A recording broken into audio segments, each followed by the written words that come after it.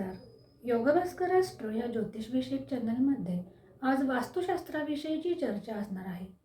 वास्तुशास्त्राचा जर कोणताही ग्रंथ आपण उलगडून पाहिला तर त्यामध्ये ईशान्य कोपऱ्यावर ही बरीच चर्चा असलेली आढळून येते. वास्तूचा ईशान्य कोपरा हा नेहमी स्वच्छ असावा, तेथे शुचिर्भूतता असावी, ईशान्य कोपऱ्यामध्ये अंधार नसावा, तसेच वास्तूच्या ईशान्य भागामध्ये टॉयलेट बांधलेले नसावे. असे का बरं आहे? तर वास्तुशास्त्र आणि ज्योतिषशास्त्र यांचा मोठा गहरा संबंध आहे. हे दोन्ही शास्त्र एकमेकांच्या हातात हात घालून चाललेले आहेत. कुंडलीमध्ये एकूण 12 भाव आहेत आणि या प्रत्येक भावाकडे एक विशिष्ट कार्य सोपवलेले आहे. प्रत्येक भाव एका विशिष्ट गोष्टीचे प्रतिनिधित्व करत असतो. कुंडलीतील नवम भाव अर्थात कुंडलीचा भाग्यभाव हा जातकाचे भाग्य प्रदर्शित करत असतो आणि म्हणूनच कुंडलीचा 9वा भाव म्हणजेच भाग्यभाव हा जर बलवान असेल तर अशा वेळी अशी कुंडली ही श्रेष्ठ दर्जाची समजली जाते. त्याचप्रमाणे वास्तूचा ईशान्य भाग हा सुद्धा त्या वास्तूचे भाग्य प्रदर्शित करत असतो आणि म्हणूनच ईशान्य कोपराचे महत्त्व हे अनन्यसाधारण आहे. कुंडलीचा 9वा भाव हा जसा धर्माशी जोडलेला गेलेला आहे तसाच वास्तूचा ईशान्य भाग हा धर्माशी आणि आपल्या भाग्याशी जोडला गेलेला आहे. वास्तूच्या ईशान्य भागामध्ये देवतांचा वास असतो आणि म्हणूनच येथे जर का अस्वच्छता असेल तर अशा वेळी देवता नाराज होतात आणि अशा अस्वच्छ ठिकाणी ईशान्य कोपरा असेल तर कुंडलीमधील गुरु हा ग्रह खराब होत असतो आणि गुरु हा ग्रह ज्योतिषशास्त्रामध्ये सर्वाधिक शुभ ग्रह मानला जातो आणि म्हणूनच कोणत्याही प्रकारच्या धार्मिक कृत्यामध्ये त्याचबरोबर विवाहादी प्रसंगी सुद्धा गुरुचे अनुकूलत्व हे कटाक्षाने पाहिले जाते. वास्तूतील देवतांचे स्थान असा हा ईशान्य कोपरा आहे आणि म्हणूनच ईशान्य कोपरा घरात देवाची म्हणजेच देवालयाची स्थापना केली जाते की ज्यामुळे वास्तूचे शुभत्व हे वृद्धिंगत व्हावे अशी या पाठीमागे कामना केली जाते. ईशान्य कोपरा हा जर बाधित असेल तर अशा वेळी घरात राहणाऱ्या जातकांसाठी ती नकारात्मक भावना ही निर्माण करत असते. जातकांची सकारात्मक वाढ ही खुंटत असते. अशा वेळी ईशान्य कोपऱ्यात जर टॉयलेट असेल तर मात्र हा त्रास अधिकच वाढलेला दिसून येतो. मुलांचे अभ्यासात लक्ष न लागणे, दाम्पत्य जीवनामध्ये कलहाची स्थिती असणे, त्याचबरोबर ज्यांच्या कुंडलीमध्ये नवम भाव जर कमकुवत असेल आणि त्यांच्या घराचा ईशान्य भाग हा सुद्धा जर बाधित असेल तर अशा वेळी अशा जातकाला हे त्रास जास्तच सतावत असतात.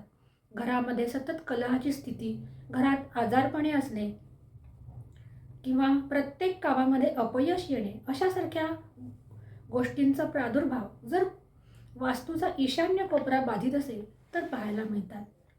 ज्यांच्या कुंडलीमध्ये नवम भाव हा बाधित असेल म्हणजे कमकुवत असेल आणि वास्तू ही सुद्धा जर ईशान्य भागाने बाधित असेल तर अशा वेळी अशा जातकाला हे परिणाम प्रकर्षाने दिसून येतात. वास्तू दोष निवारण करण्यासाठी घराचा ईशान्य कोपरा हा नेहमी स्वच्छ ठेवला पाहिजे. त्याचबरोबर घरातील इतर दोष सुद्धा असू शकतात, परंतु घराचा ईशान्य कोपरा हा जर अनुकूल असेल तर बरेचसे वास्तुदोष हे कमी होण्यास ही मदत मिळू शकते. ईशान्य कोपऱ्याला घरात देवालय असते, यामध्ये सामान त्याचबरोबर काही धार्मिक जुनी पुस्तकेही सुद्धा असतात.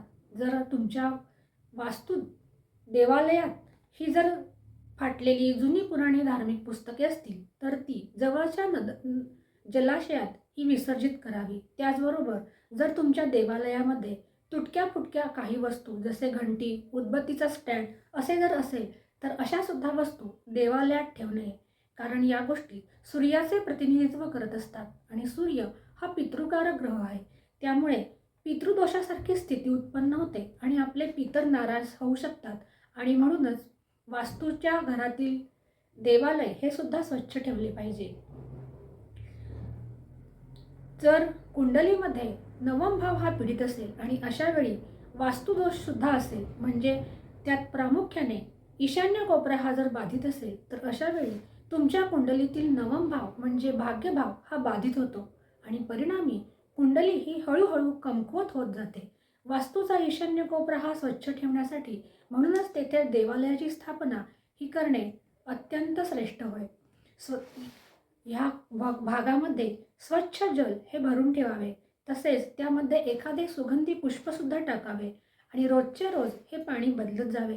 त्यामुळे सुद्धा घराची सुचिरबुद्धता ही वृद्धिंगत होण्यास मदत मिळत असते. त्याचबरोबर घरातील ईशान्य कोपऱ्यामध्ये मंत्रोच्चार, धार्मिक स्तोत्रांचे वाचन हे सुद्धा अवश्य करावे. त्यामुळे सुद्धा वास्तूची सुचिरबुद्धता ही वृद्धिंगत होत जाते. कुंडलीमधील 9वा भाव हा जर चांगला असेल, परंतु वास्तूचा ईशान्य कोपरा हा जर बाधित असेल, तर हळूहळू हा भाग्यभाव क्षीण होत जातो. याचे परिणाम हे लगेच दिसून येत नाही, परंतु कालांतराने हे दुष्परिणाम दृष्टिक्षेपात येत असतात. आणि म्हणूनच आपल्या घराचा वास्तूचा हा ईशान्य कोपरा हा नेहमी आपण स्वच्छ ठेवला पाहिजे. त्याचबरोबर ईशान्य कोपरा जर बाधित असेल, तर अशा वेळी अशा घरामध्ये घराचा ईशान्य कोपरा हा जर आपण स्वच्छ आणि नीटनेटका ठेवला, तर कुंडलीतील बरेचसे दोष आणि वास्तूतील बरेचसे दोष हे सुद्धा कमी होण्यास ही मदत मिळत असते. हे अत्यंत सोपे उपाय आहेत की जे सर्वांना करता येणे हे शक्य आहे. वास्तू खरेदी करत असताना वास्तूचा ईशान्य कोपरा हा नीट तपासून घेतला पाहिजे. अशा रीतीने आज आपण वास्तुशास्त्र आणि ईशान्य कोण याविषयीची आपण धार्मिक आणि ज्योतिषीय माहिती ही पाहिलेली आहे. ही माहिती शास्त्रावर आधारित अशीच आहे. अशा प्रकारच्या नवनवीन ज्योतिषीय आणि धार्मिक विषयांच्या खात्रीशीर माहितीसाठी चॅनलला लाईक आणि सबस्क्राईब नक्की करा. त्याचबरोबर आपले अनुभव हे सुद्धा कॉमेंट बॉक्समध्ये लिहायला विसरू नका. आज आपण येथेच थांबूया. पुन्हा भेटूया एका नवीन ज्योतिषीय विषयासह. तोपर्यंत नमस्कार.